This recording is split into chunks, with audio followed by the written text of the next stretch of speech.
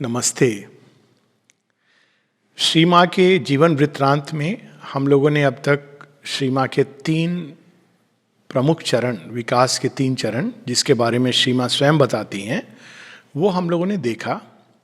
पहला चरण चेतना, वहीं से उनका पूरा प्रारंभ होता है। माँ कहती हैं शक्ति, वो जो छोटेपन में जब छोटी थी तभी अनुभव करती थी, एक विस्तार, एक विस्तृत प्रकाशमयी चेतना उनके सिर के ऊपर, जिसको वो अपने अंदर उतारती थी।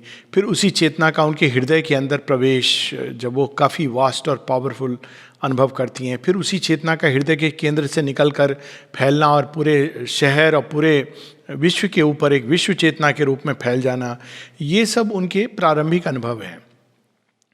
दूसरा जो स्टेज है उनके डेवलपमेंट का, हम देखते हैं कि कला, संगीत, एक प्रकार से पेंटिंग, एक प्रकार से सारा सेंसेशंस का डेवलपमेंट। और इस पर माँ ने काफ़ी कुछ जोर दिया, और उसका एक कारण ये था कि उनकी माँ की फिजिकल मदर ने उनको ये सिखाया था कि केवल जिन चीज़ों को तुम टच कर सकती हो, स्मेल कर सकती हो, वही सत्य मानना, यानी जिनको तुम इंद्रिय से ग्रहण कर सकती हो।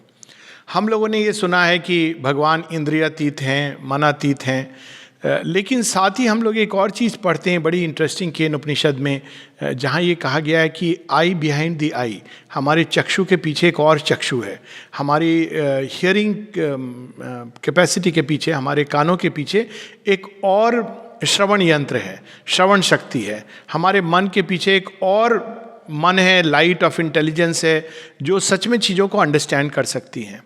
और माता जी का प्रयास यही था कि इन यंत्रों को, इस डीपर कैपेसिटी को कैसे अपने अंदर डेवलप किया जाए। ये बात भी स्पष्ट हो जानी चाहिए। जो तीसरा चरण है अल्जीरिया में, जिसमें हम देखते हैं श्री माँ का इस प्रकार का रहस्यवाद की ओर बढ़ना, ऑकल्टिज्म, गुह्य शक्तियाँ, गुह्य विद्या का विकास, ये किसी मिरेकल दिखाने की अपेक्षा से नहीं था। ये माँ बार बार कहते हैं कि वास्तव में मिरेकल कुछ नहीं होता है, हम मिरेकल कहते हैं उसको, चमत्कार जिसकी हम प्रोसेस नहीं जानते। एक हम उदाहरण ले सकते हैं कि मान लीजिए हमारे घर में अचानक लाइट चली जाती है, तो हम क्या करते हैं। एक तो है कि हम उसको भाग्य मान करके बैठ जाएं कि पता नहीं क्यों चली गई, पता नहीं कब आएगी। उसमें जो भाग्यवादी लोग हैं वो कह देंगे कि ये भाग्य है।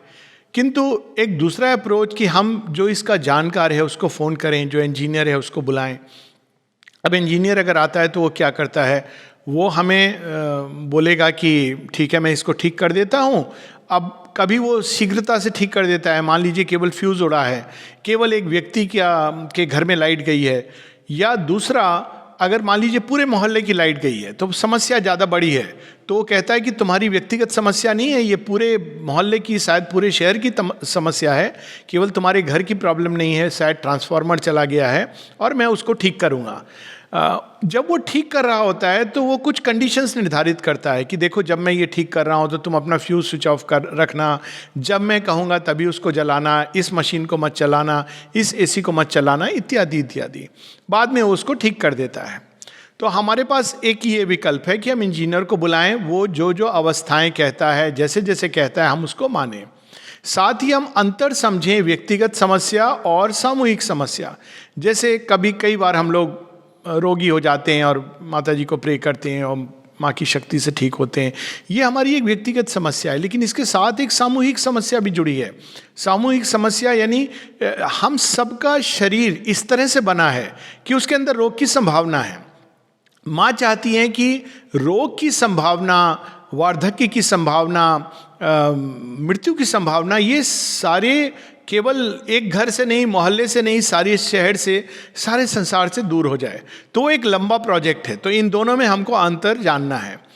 तीसरा, जब भी कोई इंजीनियर आएगा या ठीक करने आएगा तो कुछ समस्याएं जो झट से ठीक हो जाती हैं और कुछ हैं जिसमें लंबा समय लगता है। इस संदर्भ में माँ एक बड़ी इंटरेस्टिंग ऑब्जर्वेशन करती हैं, कहती है कि कुछ चीज़ें, कुछ बीमारियां जिनको लोग बहुत कठिन बताते हैं, असाध्य बताते हैं, उनको ठीक करना ज़्यादा आसान होता है। और कुछ ऐसी चीज़ें जिनको लोग उतना सीरियस नहीं मानते हैं, जैसे स्किन डिजीज़ हैं या दांत की डिजीज़ है, कहते हैं कि उनके ऊपर कार्य करना काफ़ी लंबा समय लगता है। समय भी लग सकता है, हमको धैर्य रखना होता है, इंजीनियर के ऊपर भरोसा रखना होता है। तीसरा, कुछ कंडीशंस हैं, तो अगर इंजीनियर आ जाए और हम इधर उधर एक स्विच ऑन ऑफ करते रहेंगे तो इंजीनियर हमें क्या कहेगा, आप थोड़ी देर धैर्य के साथ बैठ जाइए, यदि आप नहीं बैठेंगे तो मेरे काम में बाधा विघ्न पड़ता है। तो जब हम किसी प्रकार के इंटरवेंशन को अपने जीवन में बुलाते हैं प्रार्थना के द्वारा, अभिप्सा के द्वारा, तो हमें पता होना चाहिए कि उसकी कंडीशंस हैं। जब हम उसकी कंडीशंस को समझते हैं, प्रोसेस को समझते हैं, तो वो विज्ञान बन जाता है। और जब हम कंडीशंस और प्रोसेस को नहीं समझते हैं तो वो अंधविश्वास बन जाता है। इन दोनों में बस इतना अंतर है। अंधविश्वास वो जहाँ पर हम उसकी प्रोसेस को नहीं समझते हैं, और जब हम उसकी प्रोसेस को समझते हैं तो वो हमारे लिए विश्वास की भूमि से प्रारंभ होता है। हम इंजीनियर पे विश्वास करते हैं, लेकिन जैसे जैसे हम समझते हैं वो विज्ञान बन जाता है। दूसरी चीज़ जो हमको ये समझनी है कि हम इंजीनियर को बुला के काम करवा सकते हैं, या हम ये कह सकते हैं कि नहीं, ये सारा विज्ञान मैं स्वयं पढ़ूंगा इलेक्ट्रिकल इंजीनियरिंग के बारे में, और फिर मैं अपने फ्यूज़ को खुद रिपेयर करूंगा। संभव है, लेकिन उसमें एक लंबा समय लगेगा। तो गुह्य विद्या का विज्ञान या तो हम खुद पढ़ के सीखें, जो एक अपने आप में जीवन भर की साधना है। श्री माँ ने इसको 2 वर्ष में 3 वर्ष में समाप्त कर लिया, तो ये क्योंकि वो एक विशेष प्रयोजन से आई हैं। लेकिन अगर हम उसको सीखेंगे तो it will be a very long time, unless हमारे अंदर किसी में ये कैपेसिटी होती है। तो सरल तरीका ये है, जो प्रैक्टिकल ऑकल्टिज्म है, जो प्रैक्टिकल इन शक्तियों के साथ हमारा जो तालमेल होना चाहिए, उतना श्री माँ ने हमको जो पुस्तकें हैं उन सब में उनकी वाणी के द्वारा माध्यम से, श्री अरविंद ने भी वो सब हमको दे दिया है। वो पर्याप्त से भी अधिक है, और यदि हम उसको पढ़ें और जीवन में उतारें तो बस, और आगे कुछ नहीं चाहिए। तीसरी चीज कि श्रीमान श्री अरविंद केवल एक मिरेकल करने नहीं आए हैं, हालांकि उनके जीवन में बहुत सारे मिरेकल हुए, उनका अपना जीवन ही अपने आप में एक चमत्कार है, किंतु वो ये चाहते हैं कि नई संभावनाएं मनुष्य के अंदर प्रकट हों, यानी जो वो कर रहे हैं वो हम भी कर सकें। जैसे एक बार माँ बताती हैं कि शरीर के ऊपर प्रयोग के संदर्भ में बताती हैं कि एक रात वो सोई तो उन्होंने बड़ी तीव्र का अभिप्सा की कि मैं लंबी क्यों नहीं हो सकती हूँ, और जब सुबह उठी तो उनका शरीर 2 इंच लंबा हो गया था। या एक बार जब वो छलांग लगाती हैं, एक पूरा कमरा 15 फीट का था, और वो संकल्प के द्वारा कि मैं इसको केवल एक बार टच करके छलांग लगाऊंगी, और बिल्कुल वैसे ही वो हवा में लपकी, एक टच करके दूसरी छलांग में वो पार हो गई। तो ये हमारे शरीर के अंदर, मनुष्य के अंदर जो नई संभावनाएं हैं या छिपी हुई संभावनाएं हैं, उनको बाहर प्रकट करना, देखा जाए तो वास्तव में योग का यही एक अर्थ है। भगवान से भी जब हम जुड़ते हैं तो वो इसलिए नहीं कि हम केवल मोक्ष की ओर चले जाएं, किंतु भगवान से जुड़कर जो इस देह के अंदर, मन के अंदर, प्राण के अंदर जो नई संभावना है वे प्रकट हों। इसी संदर्भ में वे ये भी बताती हैं कि ये सृष्टि बनी ही इसीलिए है, भगवान के प्रकटन के लिए। तेयों कॉस्मिक ट्रेडिशन में तेयों का मानना था कि सृष्टि का 6 बार सृष्टि की प्रलय हो गई है। ये हमारे भारतीय स्क्रिप्चर्स में भी है, लिटरेचर में भी है, और भारतीय स्क्रिप्चर्स में ये भी है कि ये 7वीं सृष्टि है, जिसके 7वें मनु हैं, जिनका नाम है श्रद्धा में मनु। तो 6 बार कॉस्मिक ट्रेडिशन भी बताता है, विज्ञान भी बताता है कि 5 या 6 आइस एज हो चुकी हैं, लेकिन हर बार ये प्रलय होती है। और नवीन सृष्टि क्यों होती है? इसलिए नहीं कि केवल जो बन गया उसको तोड़ने में अच्छा लगता है भगवान को, बल्कि ठीक वैसे जैसे एक व्यक्ति का एक जीवन में विकास होता है एक लिमिट तक, उसके आगे जड़ तत्व सहयोग नहीं देता है, तो वो चीज़ टूट जाती है, और जितनी हमारी प्रोग्रेस है वो हम नेक्स्ट लाइफ में आगे लेकर आगे बढ़ते हैं। पुनर्जन्म का सिद्धांत कभी और, लेकिन इतना स्पष्ट होना चाहिए। उसी तरह से एक सामूहिक जीवन, मनुष्यता का सामूहिक जीवन एक लिमिट तक प्रोग्रेस करता है, उसके बाद उसको पूरा सब कुछ चेंज करना पड़ता है, जो एसेंस है वो रह जाता है, और आगे उस एसेंस को लेकर हम लोग आगे बढ़ते हैं। इससे हम लोग ये चीज़ श्री अरविंद कई जगह मेंशन करते हैं, सिंथेसिस ऑफ योग में भी करते हैं, कि मनुष्य जो इतनी शीघ्रता से विज्ञान की कई चीज़ें वो डिस्कवर कर रहा है, जैसे न्यूक्लियर एनर्जी है, स्पेस ट्रैवल है, तो कहते हैं या तो ये संभव है कि उसका मन तेजी से प्रगति कर रहा है, या ये संभव है कि पहले वो ये सब कर चुका है और इन चीज़ों को वो रीडिस्कवर कर रहा है, क्योंकि एक अचानक इवोल्यूशन में एक द्रुत गति आ गई है। प्लैनेट ऑफ द एप्स जिन्होंने ये पिक्चर देखी है उसमें वो इस तरह का एक भाव देखेंगे। ये भी एक सोच है कि हो सकता है, जिसको हम कहते हैं ना केवल महाभारत का युग या उससे पहले भी, या सतयुग की बात करते हैं, इस तरह की संभावनाएं थी जो हम लोगों ने खो दी हैं, अब हम इसको रीडिस्कवर कर रहे हैं। इस प्रलय के बारे में और सृष्टि का जो आदि स्रोत है, सृष्टि के अंदर जो प्रेम जाता है इस सृष्टि को बाहर निकालने के लिए, ये सब माँ अपने अनुभवों में फिर से जीती हैं। उनका जीवन केवल इस जीवन में लिमिटेड नहीं है, हमें ये भूल नहीं करनी चाहिए।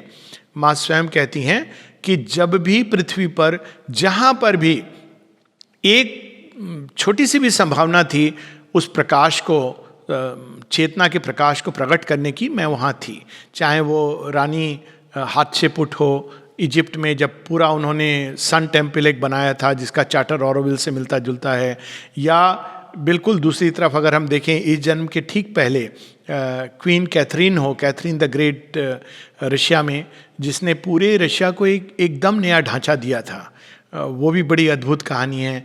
या जॉन ऑफ आर्क हो, तो जब भी कहीं इवोल्यूशनरी टर्निंग आती है वहाँ पे भगवान प्रकट होते हैं उसको नई दिशा देने के लिए, पहले विभूति के रूप में, फिर अवतार के रूप में।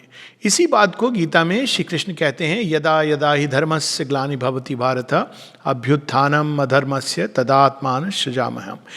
इस अवतार की बात पर हम लोग फिर आएंगे, लेकिन यहाँ केवल इतना हिंट कि श्री माँ ये मिरेकल्स केवल करके ये नहीं कर रही थी, या ये कहानियाँ उन्होंने इसलिए नहीं बताई ताकि हम इम्प्रेस हों, ये चीज़ उनसे कोसों दूर है, बल्कि इसलिए कि मनुष्य जान सके कि इसके पीछे विज्ञान क्या है और हमारा स्वयं का जीवन एक सतत घटने वाला चमत्कार बन जाए। ये तभी संभव है जब हमारी चेतना दिव्य चेतना के साथ जुड़ती है। तो ये तो हो गई उनके तीसरे चरण की बात, विकास के तीसरे चरण की। इसके बाद माँ कहती हैं जो चौथा चरण आता है, जो ठीक श्री अरविंद के पास जाने के पहले आता है, वो चरण आता है इंटेलेक्चुअल डेवलपमेंट का।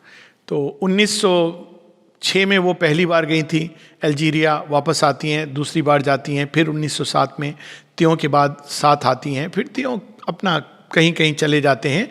लेकिन एक ग्रुप था कॉस्मिक ट्रेडिशन का जिसका नाम था आइडिया, और ये ग्रुप ऑफ यंग सीकर्स थे, उनके साथ सीमा भी थी। और इस ग्रुप के कुछ नियम थे कि ये लोग कोई एक सब्जेक्ट लेते थे और उस सब्जेक्ट के बारे में सोचकर कुछ लिख करके लाते थे, और वहाँ पे सबके सामने उसको पढ़ा जाता था। अगर कोई प्रश्न होता था, कोई प्रश्न करता था। ये हम लोगों का बहुत सौभाग्य है कि कुछ एक चीज़ें उस ग्रुप की अभी तक आ गई हैं। जैसे एक माता जी की कहानी है दी वर्चूज़, ये कहानी जिसमें माँ बताती हैं कि सबसे बड़ी लेकिन सबसे कम पाई जाने वाली क्वालिटी, वर्चू, गुण कौन सा है, और वो बताती हैं ग्रेटिट्यूड, कृतज्ञता। बाद में ये भी बताती हैं कि कृतज्ञता का अर्थ है कि चैत्य जागा हुआ है। मटेरियल चेतना के अंदर चैत्य की अभिव्यक्ति कृतज्ञता के साथ होती है, और जिस मनुष्य के अंदर कृतज्ञता है उसके अंदर चैत्य तेजी से प्रगति कर रहा है। भगवान के प्रति कृतज्ञता, या जीवन के प्रति, या 100 चीज़ों के प्रति। एक जगह वो कहती हैं उसी प्रारंभिक मीटिंग्स में कि रोज सुबह उठकर हम लोगों को इस सृष्टि के प्रति, इस ईश्वर के प्रति कृतज्ञता का भाव लेकर के उठना चाहिए। फिर एक मीटिंग में कहती हैं कि हमें उन सब के प्रति कृतज्ञता होनी चाहिए जिन्होंने प्रकाश दिया है इस संसार को। तो इस प्रकार की मीटिंग्स होती थी जिसमें थॉट के ऊपर, विचार क्या हैं, कहाँ से आते हैं, ये सब माँ के words of long ago collected works of mother volume 2 में मेंशन है, जिसमें वो बताती हैं कि विचार कैसे आते हैं, कहाँ कहाँ से आते हैं। हम लोगों ने श्री अरविंद के उसके बारे में पढ़ा कि कैसे वो बैठते हैं और देखते हैं कि विचार बाहर से आ रहे हैं। हम लोग तो ऐसा नहीं समझते हैं, हम लोग का अनुभव होता है कि विचार हमारे अंदर से उठ रहे हैं। अब इन दोनों चीज़ों में एक मौलिक भेद है।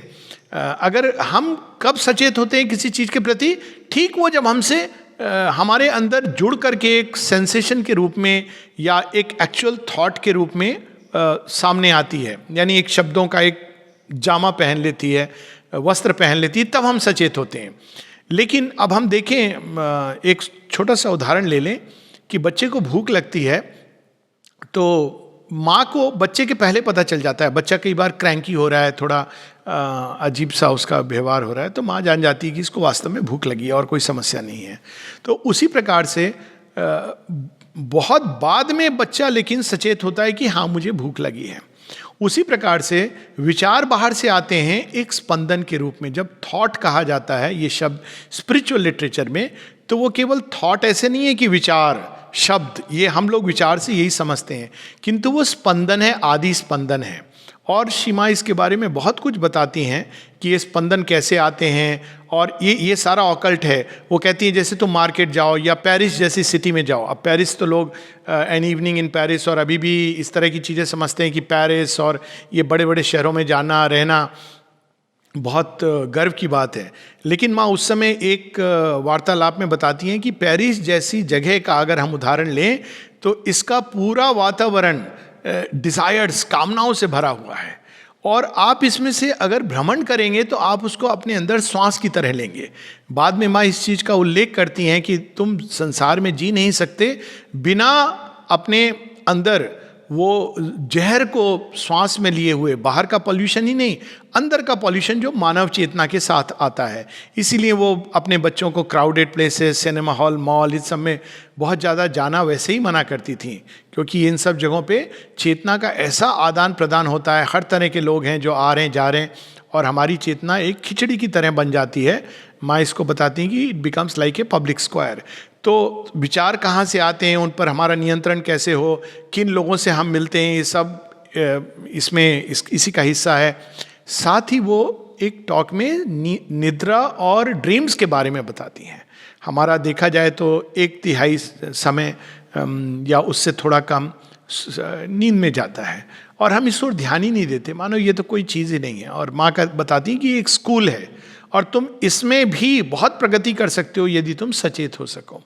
तो निद्रा में कैसे हम प्रगति करें, निद्रा कैसी हो, अच्छी निद्रा कैसी हो, स्वप्न के द्वारा हम कैसे प्रगति करें, सांकेतिक स्वप्न क्या होते हैं, जो स्वप्न केवल सेंसेशंस के कारण आते हैं, जो स्वप्न अवचेतन से आते हैं, जो स्वप्न एक इंडिकेशन होते हैं भविष्य का, जो स्वप्न एक उच्चतर लोक से आते हैं, इन सब में डिफरेंस है।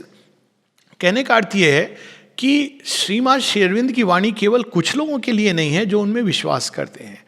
कई लोग हैं संसार में जो इस वाणी से बहुत लाभान्वित होते हैं, ये हो सकते हैं, लेकिन ये बहुत बड़ी एक खासकर माता जी की वाणी बहुत कम लोग परिचित हैं।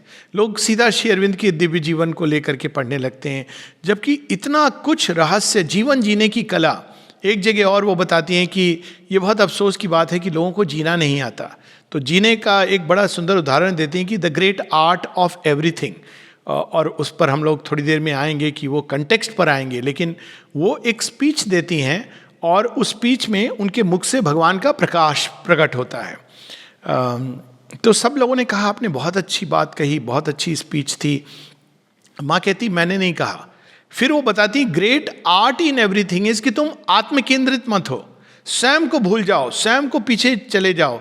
अब देखिए ये निष्काम कर्म का एक बड़ा सुंदर उदाहरण दे रही हैं कि सोचो ही मत अपने बारे में, सिर्फ उस प्रकाश को, उस शक्ति को अपने मुख के द्वारा, वाणी के द्वारा, हाथ के द्वारा, पाँव के द्वारा, कितने भी रूप में जितने भी कर्म हैं उन सब के द्वारा उसको बहने दो। अब ये गीता का जो महान सत्य है, योगः कर्मसु कौशलम, जिसके बारे में श्री अरविंद बताते हैं कि जब हम बिल्कुल अंदर शांत और स्थिर होते हैं तो भगवान हमारा कर्म करते हैं, वैसे भी वही करते हैं लेकिन प्रकृति के पीछे छिपकर। और जब भगवान स्वयं हमारी देह में उतरकर, मन में उतरकर, वाणी में उतरकर कर्म करते हैं तो वो कर्म परफेक्ट होता है। फिर इसी दौरान, इसी मीटिंग्स में एक जगह वो शब्द के बारे में बताती हैं, on words, power of word. और वो बताते हैं कि रोज़ जैसे हम लोग साधारण वर्ड में भी शक्ति होती है, रोज़ जब हम लोग सुबह एक दूसरे को सुप्रभात कहते हैं, गुड मॉर्निंग कहते हैं, बोनजूर कहते हैं, तो हम चाहें तो उसके अंदर एक सद्भावना भर सकते हैं और वो एक कैप्सूल का काम करेगी संसार में, बहुत सुंदर चीज़ों को फैलाने का, बहुत सुंदर स्पंदनों को फैलाने का। लेकिन हमें ये सचेत रूप से करना है। और इसी दौरान उस मीटिंग में उनका एक बहुत अद्भुत अनुभव है। उनके सामने कोई भी, वो कहती हैं कि कोई किसी देवता का नाम लेता था, मान लो अग्नि, तो अग्निदेव प्रकट हो जाते थे। तो उस समय पर एक कोई भारत से आया था और उसने ओम का उच्चारण किया। और सीमा बताती है कि जब उसने ओम का उच्चारण किया इस मीटिंग में, और ये नहीं कि उसने कोई बड़े शुद्ध ढंग से या इस प्रकार से उस प्रकार से किया, लेकिन शायद सीमा की उपस्थिति के कारण, उनकी अपनी अवस्था के कारण अचानक वो सारा कमरा ओंकार के नाद से, प्रकाश से भर गया, भगवान के प्रकाश से भर गया। तो ये सारे रहस्य वो उन मीटिंग्स में उद्घाटित करती हैं। और इसी मीटिंग में आगे चलकर इसी प्रकार के जो डेवलपमेंट में एक बहुत सुंदर वो पुस्तक अभी पुस्तक के रूप में है, एक बहुत सुंदर उनकी लेखनी है जिसका नाम है supreme discovery, the supreme discovery. वो बाद में एक पुस्तक के रूप में प्रकाशित हुई और वो इतनी सुंदर लेखनी है कि उसको हम लोग कल बिल्कुल अलग से पढ़ेंगे। लेकिन इस दौरान जब ये इंटेलेक्चुअल डेवलपमेंट हो रहा है और माँ ने ये जान लिया है कि इंटेलेक्चुअल डेवलपमेंट हम इंटेलेक्चुअलाइज करने की जगह अगर अपने मन को, अपनी वाणी को अगर बिल्कुल भगवान को अर्पण करके एक रिसेप्टिव स्टेट में रहें, खुले रहें, तो भगवान स्वयं हमारे द्वारा जो कुछ बोलना है बोलेंगे।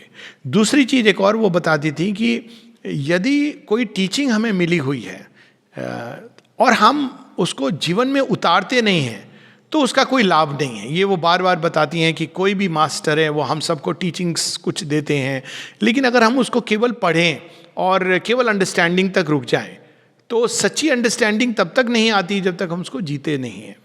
तीसरी चीज़ वो स्पीच के बारे में बताती हैं कि स्पिरिचुअल स्पीच क्या होती है। एक और कहती है स्कॉलरली स्पीच, जो एकेडमिक है, जिसमें इधर से उधर से हम लोग जोड़ तोड़ करके कुछ प्रेजेंट करते हैं। तो दूसरा कहती है स्पिरिचुअल स्पीच क्या होती है, जब हम इंस्पायर्ड होते हैं और दूसरों को भी इंस्पायर करते हैं। तो ये सारी चीज़ें अगर हम देखें तो वास्तव में वैदिक ट्रुथ्स हैं। श्री अरविंद इसके बारे में कहते हैं the goddess of inspiration, revelation, intuition, ये सब जब हमारे अंदर कार्यरत होते हैं तो वो एक हमारी प्रकृति के अंदर एक नए प्रकार के जीवन की संभावना प्रकट करते हैं।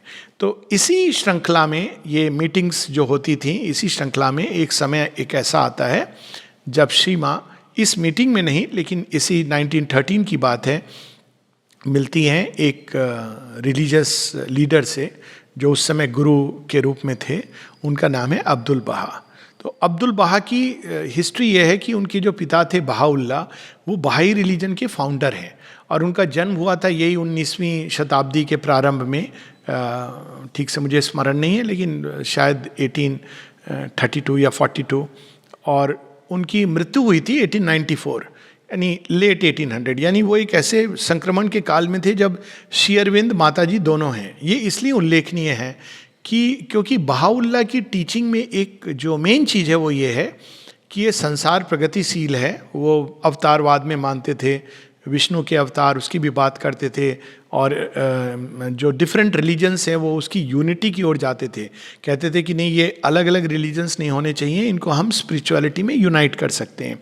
ठीक वही काम जो श्री रामकृष्ण परमहंस भारत में कर रहे थे पूरे विश्व के लिए, वही काम बहाउल्लाह एक इस्लामिक वर्ल्ड में कर रहे थे, ईरान, पर्शिया में, मॉडर्न ईरान में। अंतर ये था कि भारत की भूमि उर्वर है, तो श्री रामकृष्णा, स्वामी विवेकानंद या अनेकों यहाँ थोड़ा सा आध्यात्मिकता का बीज पड़ता है तो वो एकदम एक वट वृक्ष में फैल जाता है। लेकिन चूंकि वो ईरान की भूमि में जन्मे थे तो उनका प्रोसिक्यूशन हुआ, उनको जेल में डाला गया, 24 साल वो जेल में रहे। और तब उनका बेटा अब्दुल बहा वो 8 साल का था, और फिर बाद में उनकी मृत्यु हो जाती है पिता की परसिक्यूशन के द्वारा। तो ये बच्चा उनका सबसे बड़ा, उनकी पहली पत्नी का ये फर्स्ट चाइल्ड था अब्दुल बहा। तो ये फिर इन्होंने इस मूवमेंट को लिया और उनको एक ऐसी जेल में डाला गया। वो जेल नहीं थी, वो एक प्रकार का जैसे पहले एक जिसको हम आज घेटो कहें, या एक ऐसी कॉलोनी थी जहाँ प्रिजनर्स को भेज दिया जाता था। जब बहुत सारे प्रिजनर होते थे, जैसे ऑस्ट्रेलिया में भेज दिया या साउथ अफ्रीका में भेज दिया, कुछ प्रिजनर्स को भेज दिया, और फिर वो उस भूमि पर, वो भूमि कोई अच्छी भूमि नहीं होती थी, वहाँ पर उनको भेज दिया जाता था। तो वहाँ पर जाकर के वो जीवन बताते हैं कि ऐसा नारकीय जीवन था, नाना प्रकार की यातनाएं, उसमें ह्यूमन एक्सक्रीटा, पुराना बासी खाना, जल का अभाव, सब कुछ उस अभाव में वो और उनके साथियों को रहना पड़ता था।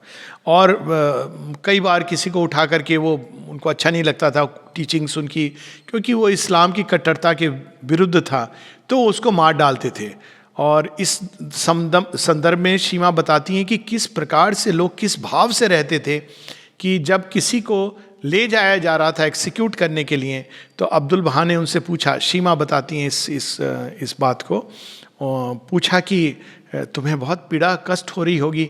तो व्यक्ति कहता है, पीड़ा और कष्ट कैसा, मैं तो एक ऐसे आनंद में जी रहा हूँ। जिसका उनको भान भी नहीं है। शायद उन लोगों को भनक पड़ जाए कि मेरी आंतरिक अवस्था इतनी आनंदमय है क्योंकि मैं तो उसके लिए अपने इस देह को सेक्रीफाइस करने जा रहा हूँ जो स्वयं आनंद में है, तो शायद वो मुझे एक्सिक्यूट नहीं करे। तो इस भाव से वो लोग जीते थे इस तरह से। तो अब्दुल बहा, उन्होंने श्री माँ से एक बार रिक्वेस्ट किया कि आप हमारे ग्रुप को एड्रेस करो। वो ये चाहते थे कि श्री माँ उनके सेक्ट को, बहाउल्ला अब्दुल बहा, वो भी फिर 1921 में उन्होंने शरीर त्याग दिया था।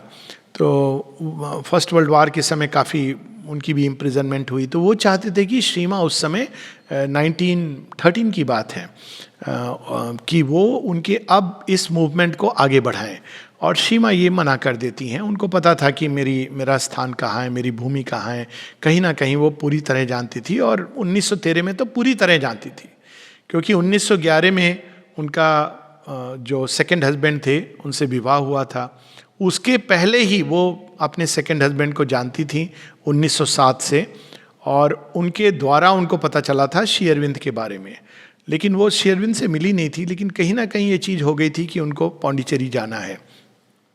साथ ही उनके दूसरे विवाह के बारे में एक बड़ी इंटरेस्टिंग बात है। ये विवाह, हम लोग कल बात कर रहे थे कि श्री माँ केवल मनुष्यों के लिए नहीं आई, केवल कुछ फेथफुल फॉलोअर्स के लिए नहीं आई, वो सारी सृष्टि, मानव जाति ही नहीं, साथ में पशु पक्षी, पेड़ पौधे, पुष्प, इन सब के साथ। ये पेरिस की बात है कि उन्होंने एक बार ये तुलसी का लेते ही पौधा अपने हाथ में कहा, इसमें इतना इंटेंस वाइब्रेशन है, इतना सुंदर वाइब्रेशन है। बाद में माता जी ने उसका नाम दिया डिवोशन, और वास्तव में हमारे उसमें तुलसी के बिना पूजा अधूरी मानी जाती है। तो ये सारी चीज़ें एक अलग उससे वो कर रही थी। तो जब उन्होंने इनसे, उनके सेकंड हस्बैंड से विवाह किया, तो वो स्वयं एक माँ बताती हैं कि असुर ऑफ फॉल्सहुड, जो मिथ्यात्व का असुर है, और उनका प्रयोजन केवल एकमात्र ये था कि मैं कैसे इसको कन्वर्ट करूं, क्योंकि अगर ये कन्वर्ट हो जाएगा तो पूरे विश्व के अंदर मिथ्यात्व, जो सब चीज़ों की जड़ में है, वो मिथ्यात्व समाप्त हो जाएगा। और इसलिए माँ बिल्कुल उसके करीब रहती थी उसको कन्वर्ट करने के लिए। इस विवाह का केवल एकमात्र यही प्रयोजन था। ये कहानी बाद में आगे बढ़ेगी, लेकिन अभी हम श्री माँ की एक स्पीच जो उन्होंने अब्दुल बहा के कहने पर जो कही, उसमें बड़ी सुंदर कुछ बातें हैं, उसको पढ़ेंगे और फिर हम लोग रुकेंगे।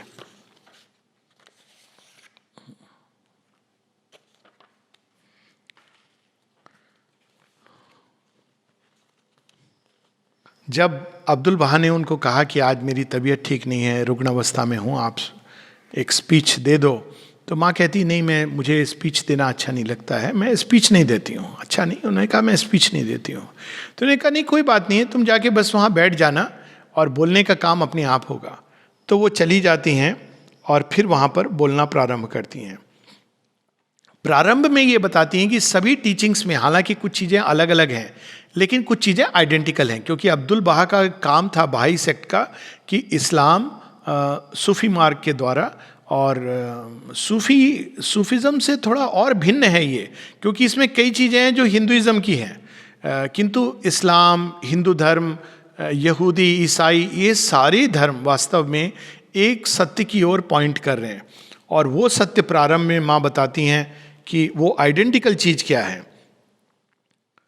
वो ये है, वे सब धर्म यह बताते हैं कि सबसे महान सत्य तब तक व्यर्थ हैं यदि हम उनके द्वारा अपने जीवन को रूपांतरित नहीं करते और अपने जीवन में नहीं उतारते। उनकी प्रार्थना और ध्यान में भी एक छोटी सी प्रार्थना है, a teaching is useless and not profitable unless we translate it into actions. हम लोग देखेंगे कि एक उनका मैसेज भी है 1969 में, 1969 में, नो वर्ड्स एक्ट्स। कहने का अर्थ ये कि जो कुछ भी हम पढ़ें, सोसाइटी को मैसेज भी उन्होंने दिया है, to know is good, to live is better, to be that is perfect. तो पहली चीज़ वो ये बताते हैं कि सभी मास्टर्स ही बात बताते हैं। दूसरी चीज़ जो वो बताती हैं, बड़ी सुंदर बात बताती हैं कि वो कहती है कि तुम लोग ये कहोगे कि नहीं, ये अब्दुल बहा के लिए बड़ा आसान है अपने आप को रूपांतरित करना, अपने अंदर हार्मनी लाना, शांति लाना इत्यादि, लेकिन हम साधारण व्यक्ति, हमारे लिए ये कैसे संभव होगा? तो माँ ये कहती हैं कि ऐसी सोच गलत है। और फिर वो कहती हैं कि to some of you perhaps this reflection will occur, if Abdul Baha can realise this beauty it is because he is the master, but for us. फिर वो कहती हैं certainly our indolence could not formulate a better reason for refusing to make any effort, but this is merely a lazy excuse. Shri Aurobindo इसकी बात बाद में करते हैं जब निरुद्धा उनसे पूछते हैं कॉरेस्पॉन्डेंस में कि आपके लिए तो ये सब बहुत आसान था, आपके और माता जी के लिए क्या कठिनाई है, आप तो भगवान हो। तो वहाँ वो कहते हैं नहीं, भगवान आते ही इसीलिए हैं, वो तो बल्कि 10 गुना अधिक कठिनाइयाँ अपने ऊपर लेते हैं। एक पत्र में वो बताते हैं कि मेरे अपने जीवन की कठिनाइयाँ और माँ के जीवन में 10 गुना अधिक, मेरे से कहीं 10 गुना अधिक वो कठिनाइयाँ अपने ऊपर लेते हैं, ताकि वो मनुष्य को मार्ग दिखा सकें कि ये संभव है तुम्हारे लिए भी। तो ये जब हम लोग कहते हैं कि नहीं माँ श्री अरविंद के लिए संभव है, हम नहीं कर सकते, तो ये एक प्रकार की लेजीनेस होती है। और हम लोगों के लिए तो और भी अधिक, क्योंकि श्री माँ श्री अरविंद हमसे ये अपेक्षा नहीं करते हैं कि हम सब कुछ अपने एफर्ट के द्वारा करेंगे।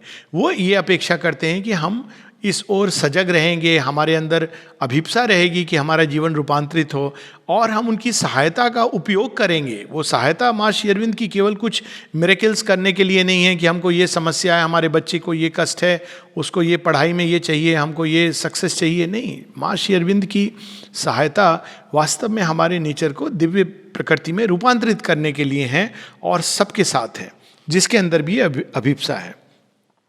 फिर वो कहती हैं कि बेशक मनुष्यों में अंतर तो होता है, कुछ लोग के लिए ये सरल होता है, कुछ के लिए कठिन होता है, फिर किसी किसी का कोई विशेष रोल होता है जिसको भारतवर्ष में विभूति कहते हैं, और इस कारण उनके अंदर एक अंतर होता है, और इस कारण एक हायरार्की बनती है बीइंग्स की।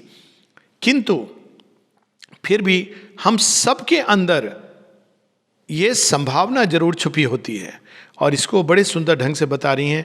आई न्यू एन ओल्ड सेज, ये माता जी की बहुत सारी इस तरह की छोटी छोटी कहानियाँ हैं, तो ये छोटी सी कहानी है।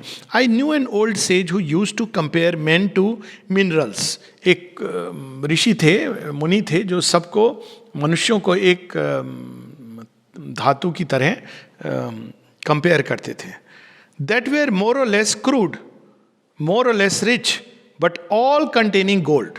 तो जैसे धरती के अंदर मिला होता है सोना, जब धरती से निकाला जाता है, फिर उसको साफ किया जाता है, उसको फिर अग्नि से दिखाया जाता है, एक प्रोसेस होती है कि उसमें से सारी मिट्टी को हटा करके सोने के जो कण हैं उनको निकाला जाता है। तो उसी प्रकार से वो मुनि कहते थे कि हम सब के अंदर, सभी मनुष्य के अंदर थोड़ा या अधिक, कमो बेश सोने के कुछ अंश जरूर रहते हैं। Let this one undergo the purifying flames of spiritualization, and at the bottom of the crucible will be found an ingot, which is more or less heavy, but always of pure gold. Ingot एक जैसे सोने का biscuit हुआ या किसी भी धातु का बिस्किट। तो कहते हैं कि यदि हम प्योरीफाइंग फ्लेम, इसके प्रोसेस क्या है, हम सब के अंदर सोना है, लेकिन हम रियलाइज नहीं कर पाते हैं। क्यों नहीं रियलाइज कर पाते हैं? क्योंकि हम जैसे हैं वैसे बस अब स्वयं को स्वीकार करते हैं कि हम तो बस मनुष्य हैं, वो भगवान हैं, हम पूजा कर सकते हैं, वर्शिप कर सकते हैं, भगवान हमारे दैनिक जीवन में जो उसकी साधारण तत्व हैं उसमें सहायता कर सकते हैं, लेकिन हम नहीं बदल सकते। यही भूल है। माता जी संकेत दे रही हैं कि नहीं, हमें प्रयास करना चाहिए, और प्रयास क्या करना है? Purifying flame. यदि हम चाहें तो कोई भी मानवीय तत्व, उसको हम प्योरीफिकेशन की प्रोसेस के द्वारा उसके अंदर जो स्वर्ण है, शुद्ध स्वर्ण है, जो हम सब के अंदर है, उसको एक्सट्रैक्ट कर सकते हैं। अब शुद्ध स्वर्ण रहेगा, अंतर केवल इतना है कि किसी के अंदर वो ज़्यादा रहेगा, किसी के अंदर कम रहेगा, लेकिन दोनों की एक लेवल पे अगर हम वैल्यू देखें तो सेम वैल्यू रहेगी। शुद्ध स्वर्ण की वैल्यू उसके वजन को देखकर नहीं होती है, उसका दाम एक ही रहता है। हाँ, वजन को देखकर उसकी उपयोगिता बदल जाती है। यहाँ पर वो ये बताती हैं, और फिर अंत में इस टॉक में कहती हैं, we must therefore seek to release from its matrix the pure gold that is within us. तो हमारी चेतना के अंदर जो शुद्ध स्वर्ण का दाना है उसको हमें निकालना चाहिए। फिर अब्दुल बहा जब वहाँ से पेरिस से चले जाते हैं तो कई लोगों के मन में कष्ट होता है, दुख होता है, पीड़ा होती है। मास्टर जब नहीं रहते हैं, वो जीवित हैं लेकिन वहाँ से चले गए हैं, कि अब हम उनको फिजिकली देख नहीं पाएंगे।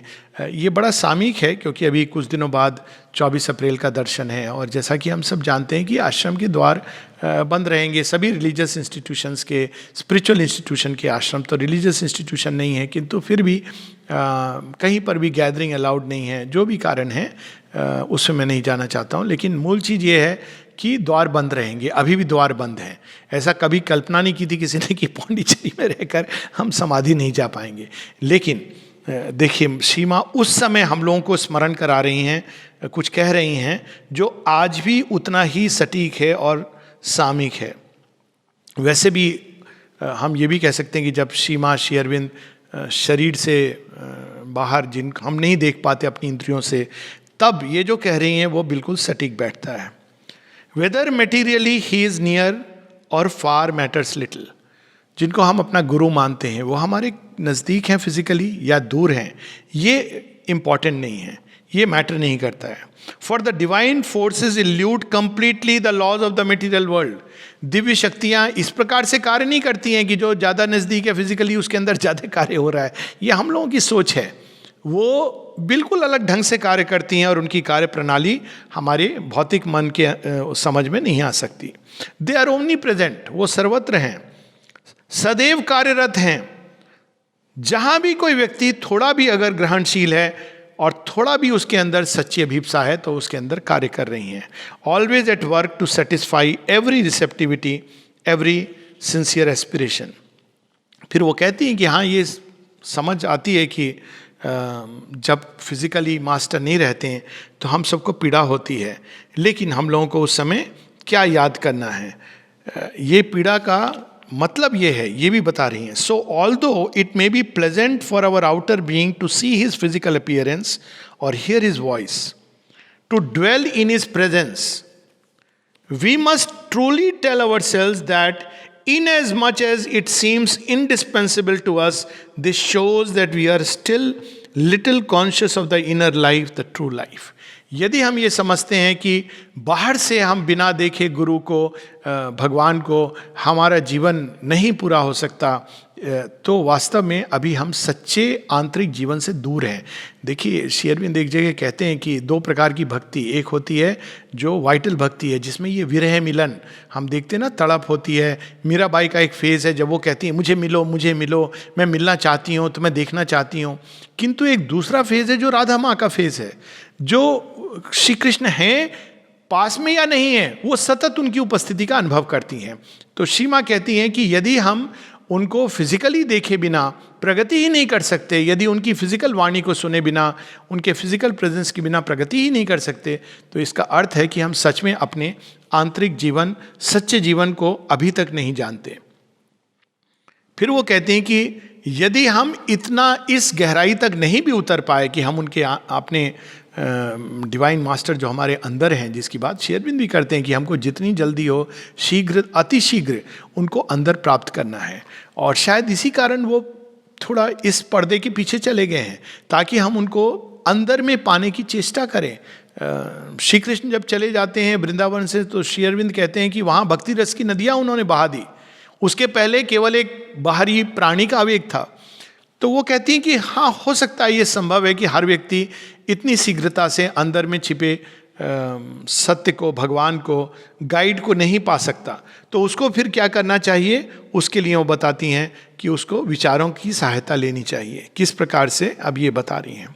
To think of someone is to be near him, and wherever two beings may find themselves, even if they are physically separated by thousands of kilometers, if they think of each other, they are together in a very real way. कि यदि हम कोई हजारों kilometre दूर भी है, यदि दो व्यक्ति सोचते हैं एक दूसरे के बारे में, तो वास्तव में वो मनों में जगत में, प्राण में जगत में वो बहुत करीब हैं। इसका एक कंटेक्स्ट ये भी हो सकता है कि श्री अरविंद एक जगह बताते हैं कि 1910 के बाद जब उनको पता चला था कि श्री माँ बाहर से, जिसको हम कह सकते हैं, जब श्री माँ के हस्बैंड ने बताया कि मैं और मेरी वाइफ आना चाहते हैं, तो श्री अरविंद बताते हैं कि मैं पिछले कुछ वर्षों से उनके साथ इनर और आउटर कम्युनिकेशन में हूं। तो शायद माँ इसकी ओर संकेत कर रही हैं कि यदि हम किसी के बारे में सोचते हैं तो हम उनके साथ होते हैं, चाहे हजारों किलोमीटर दूर क्यों ना हो। If we are able to concentrate our thought sufficiently and to concentrate sufficiently in our thought, we can become integrally conscious of what we are thinking of. तो दो बातें इसमें बता रही हैं। पहले तो हमारे विचारों को हमको कंसंट्रेट करना सीखना है, वो इधर उधर भागते रहते हैं, हजार चीज़ों में उलझे हुए हैं। दूसरा, हमको विचारों में कंसंट्रेट करना सीखना है। If we are able to concentrate our thought sufficiently and to concentrate sufficiently in our thought, पहले तो हमें ये जो डिस्कर्सिव माइंड है जो चारों तरफ बिखरा हुआ है उसको एकत्र करना सीखना है, फिर उन विचारों को उस एक के ऊपर कंसंट्रेट करना सीखना है। और यदि हम ऐसा कर सकते हैं तो हम इंटेग्रली उनके प्रति सचेत हो सकते हैं जिनके बारे में हम सोच रहे हैं। और यहां तक वो कहते हैं कि if it is a man sometimes see और hear him, in any case know his thought. ये बात इस हद तक जा सकती है कि हम उनकी वाणी सुन सकते हैं, उनको देख सकते हैं, और कम से कम निश्चित रूप से उनके विचारों के बारे में हम सचेत हो सकते हैं। दस सेपरेशन नो लॉन्गर एग्जिस्ट। ये भ्रांति है कि कोई दूर है, कोई यहाँ है, कोई वहाँ है। ये एक छलनापूर्ण, it is an illusory appearance. ये एक छल है जो इंद्रियां हमारे साथ करती हैं। चाहे फ्रांस में, अमेरिका में, पर्शिया में या चाइना में, हम सब उनके पास होते हैं जिनको हम प्रेम करते हैं और जिनके बारे में हम सोचते रहते हैं। But this fact is all the more real in a case such as ours, where we want to come into contact with an especially active and conscious thought. तो ये एक जनरल लॉ है हर व्यक्ति के साथ, किंतु ऐसे व्यक्ति के साथ जो सचेत है अपने विचारों में, मास्टर है, उनके साथ ये और भी अधिक ट्रू है, क्योंकि वो केवल फिर एक तरफ से कनेक्शन नहीं है बल्कि दूसरी तरफ से भी है। A thought which enfolds the whole earth with a loving and fatherly solicitude. Abdul Baha के बारे में वो बता रही हैं कि वो एक ऐसा विचार प्रतिनिधित्व करते हैं, एक ऐसे विचार का जो सारी सृष्टि को विश्व बंधुत्व के भाव में एक समझकर एक पिता की तरह उसको पकड़ता है।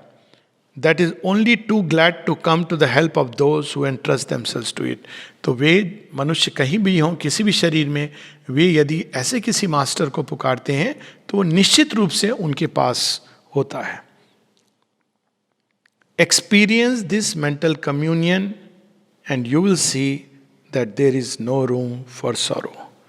यदि हम इस मेंटल कम्युनियन को कम से कम मनोमय जगत में विचारों के माध्यम से इस संपर्क को, इस संबंध को स्थापित कर सकें, तो हम देखेंगे कि बिछुड़ने का, अलग होने का, फिजिकली पास में नहीं होने का ये जो दुख होता है हमारी चेतना को, वो कभी नहीं होगा। यहीं पर हम लोग आज रुकेंगे। नमस्ते।